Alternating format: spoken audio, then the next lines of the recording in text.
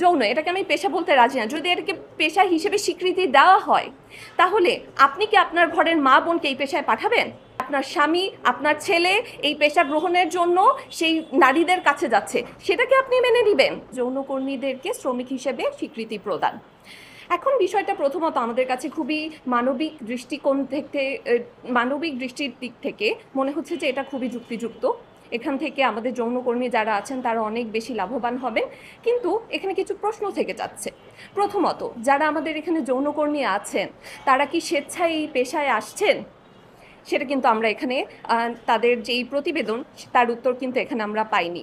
এবং দ্বিতীয়ত, আমার নারী সংস্কার কমিশনের প্রতি কিছু প্রশ্ন রয়েছে যে আপনারা এই যে একটি প্রস্তাবনা করলেন, এর সপক্ষে আপনাদের কাছে কি কোনো ডেটা রয়েছে, অথবা আপনারা কি কোনো রিসার্চ করেছেন? সেই রিসার্চের আউটকাম কি?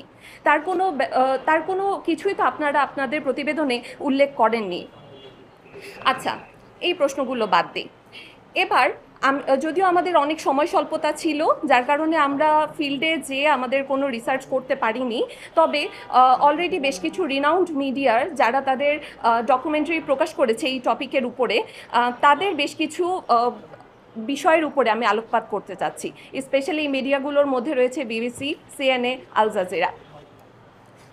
বাংলাদেশের দৌলতদিয়ার দিকে তাকান। দৌলতদিয়ার যে যৌনপল্লী রয়েছে, সেখানে হাজারে হাজারে কর্মী রয়েছে যারা এই যৌন পেশার সাথে সংযুক্ত। এবার তারা এখানে কিভাবে আসছে? বেশিরভাগ প্রতিবেদনই উঠে এসেছে তাদেরকে হয় মানব পাচারের মাধ্যমে এখানে নিয়ে আসা হয়েছে, নয়তো প্রেমিকের মাধ্যমে প্রতারণার শিকার হয়ে তারা এসেছে, নয়তো তাদেরকে চাকরির প্রলোভন দেখিয়ে এই পেশায় নিযুক্ত করা হয়েছে।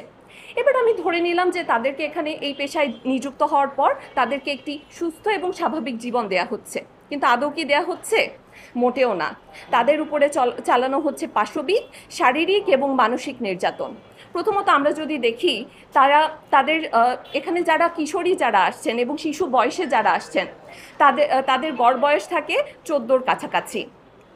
এবং এই শিশুদেরকে যাতে খুব দ্রুত এই পেশায় নিযুক্ত করা যায় এবং এই পেশার উপযুক্ত করে নেওয়া যায়, এজন্য তাদের শরীরে দেওয়া হচ্ছে স্টেরয়েড হরমোন, যাতে করে তাদেরকে মোটা তাজা করা যায়।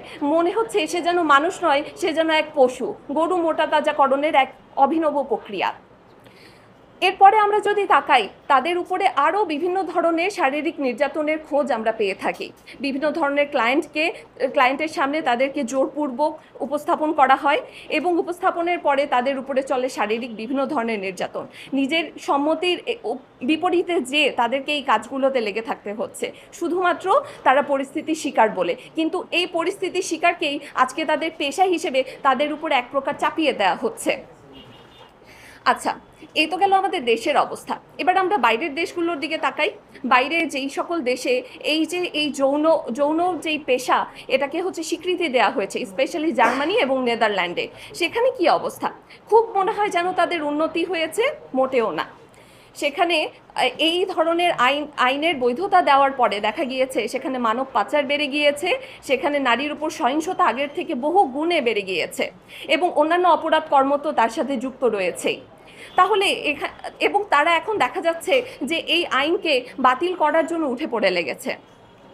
পাশাপাশি যদি আমরা আরও দেখি, জার্মানির একজন সাংবাদিক বলছেন যে এই যে আইনের আড়ালে আইনের মাধ্যমে তাদের নারীর উপরে এই যে সহিংসতা, সেটাকে একটা জাস্ট বৈধতা দেওয়া হচ্ছে, এ যেন এক আধুনিক দাসত্ব নারীর। তো দিন শেষে যেই জিনিস পশ্চিমা বিশ্ব ছুঁড়ে ফেলে দিচ্ছে, সেই জিনিস আমাদের এখানে নারী সংস্কার কমিশন কোনো রকম রিসার্চ ছাড়া, কোনো রকম ডেটা কালেকশন ছাড়া, কোনো রকম মতামত গ্রহণ ছাড়া তারা জাস্ট আমাদের উপরে চাপিয়ে দিতে চাচ্ছে। তো দিন শেষে আমি শুধু এটাই বলতে পারি যে এই যে নারীর উপরে যে সহিংসতা, এটা শুধু পুঁজিবাদী এবং অন্যান্য পুঁজিবাদীদের জাস্ট নারীদের ভোগ করার একটা মাধ্যম হিসেবে তুলে ধরা হয়েছে, আর কিছু নয়।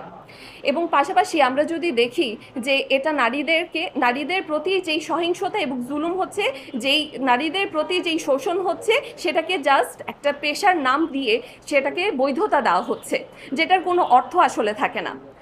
আমি পরিশেষে একটা প্রশ্ন জাস্ট করে যেতে চাই। আজকে যদি এই পেশাকে, এই যে যৌন, এটাকে আমি পেশা বলতে রাজি না, যদি এটাকে পেশা হিসেবে স্বীকৃতি দেওয়া হয়, তাহলে আপনি কি আপনার ঘরের মা বোনকে এই পেশায় পাঠাবেন?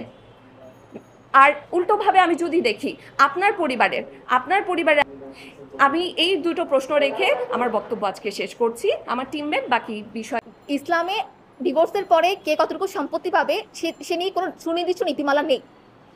ওখানে বারবার এটা ডিসকারেজ করা হয়েছে যে আপনি যে মোহরানা শোধ করে দিবেন সেটা যাতে বিয়ের পরবর্তীতে যখন ডিভোর্স হয়ে যাবে সেটা যাতে আপনি আবার ফিরিয়ে না নেন, এটার প্রতি বারবার এমফাসাইজ করা হয়েছে।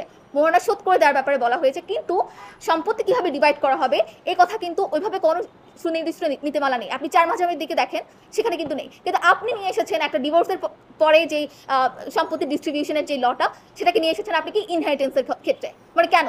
আপনি কি লিটারালি মানে ন্যূনতম কি কোনো স্টাডি আপনারা করেননি?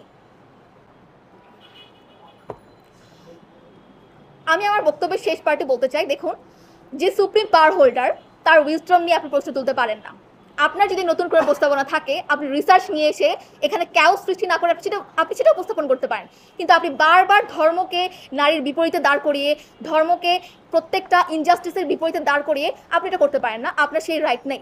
এবং আপনি আমাকে ঠিকও করে দিতে পারেন না যে আমি আমার ব্যক্তিগত লাইফেই জাস্ট ধর্মটাকে রাখবো, এটারও আপনার রাইট নেই যে আপনি আমাকে ঠিক করে দিবেন যে আমি কতটুকুতে আমার ধর্ম রাখবো।